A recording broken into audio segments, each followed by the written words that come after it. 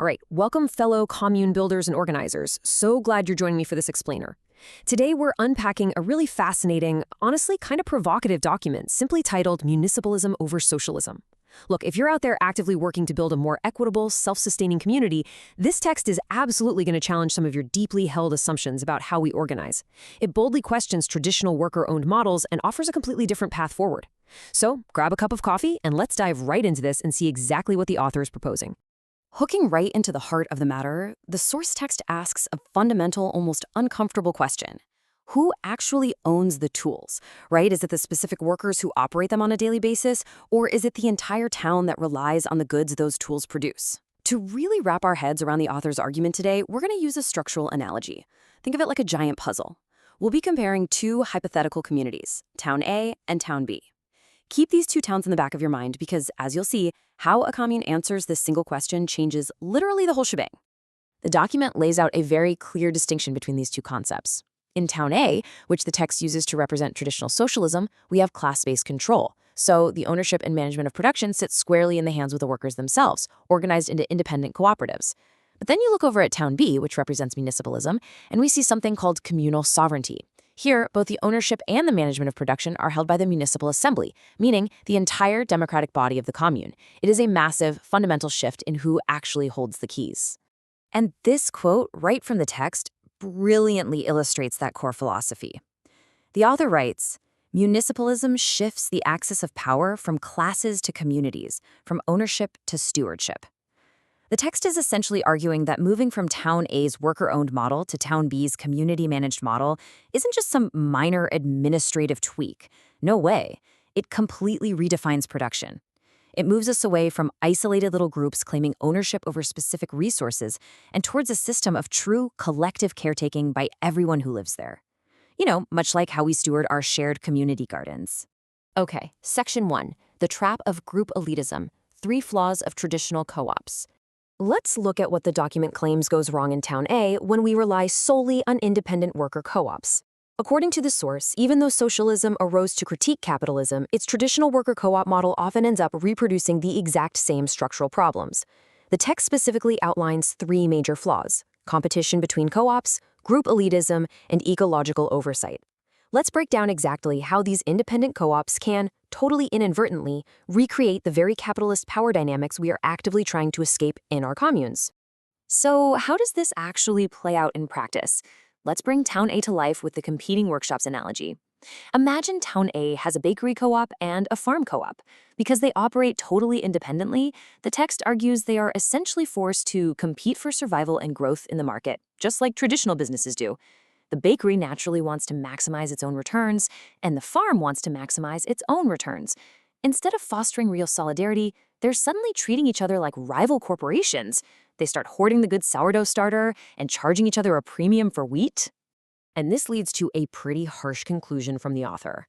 Group ownership can incredibly easily lead to group elitism. When ownership is just transferred from individuals to groups, the hierarchies aren't actually destroyed. If the bakery co-op in Town A becomes super successful, its members might accumulate way more power and resources than the folks over at the farming co-op. Actually, scratch that. It's more like they become a new ruling class. The text argues this creates a system where group elites dominate others. You end up, as the source puts it, replacing one capitalist elite with a collective elite, leaving systemic domination completely intact. Which brings us to a really critical pivot point in the document.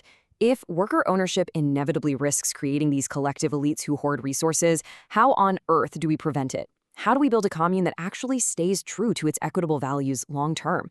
Let's take a breath here, because the text proposed alternative requires a total rethink of our economic structure. All right, Section 2, the Municipalism Solution, Town-Wide Sovereignty. Let's travel over to Town B and see how this builds a completely different environment. The author argues that a municipalist approach resolves all the flaws we just discussed by putting management in the hands of the entire assembly. In Town B, you don't just start a co-op because a small group wants to make a profit. Instead, the text highlights this concept of needs-based creation. The municipal assembly, which, remember, is composed of all members of the commune, collectively decides which co-ops to establish. These decisions are driven by actual community needs, careful research, and ecological balance. Because the whole town decides what to produce based on what the town actually requires, that toxic competition between co-ops, it's entirely avoided. Think of it this way. Town A is a series of competing workshops driven by market rivalry. But Town B, under municipalism, operates way more like a shared tool library, guided by communal interest. In a shared library, the tools aren't competing with each other, right? They are all there to serve the overarching needs of the people. The source paints this beautiful vision of true solidarity here, where all efforts serve the same communal goal instead of fighting over the exact same slice of the pie. Moving right along to Section 3, the mutual fund system, equitable distribution for all. Now that we know how Town V creates its co-ops, how does it handle the economics? How does the text prevent that nasty resource hoarding we saw over in Town A? Well, the answer lies in centralized pooling.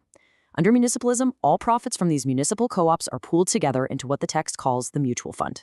And this fund is strictly divided into 3 specific slices: expansion, public goods, and individual compensation.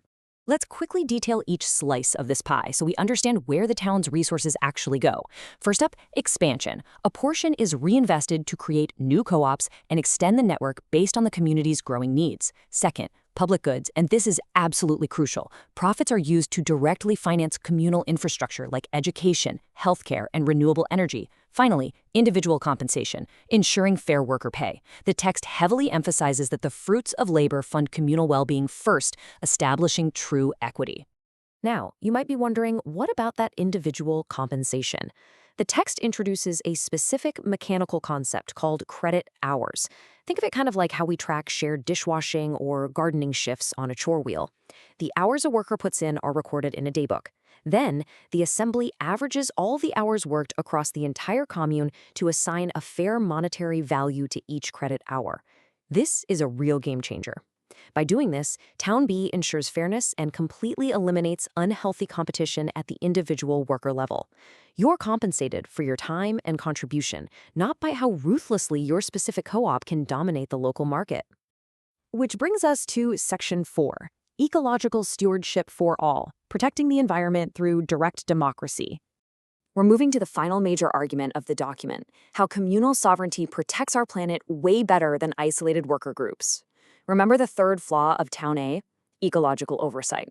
The author argues that whether a business is owned by an individual or a worker group, they are always vulnerable to prioritizing short-term monetary gain over long-term sustainability.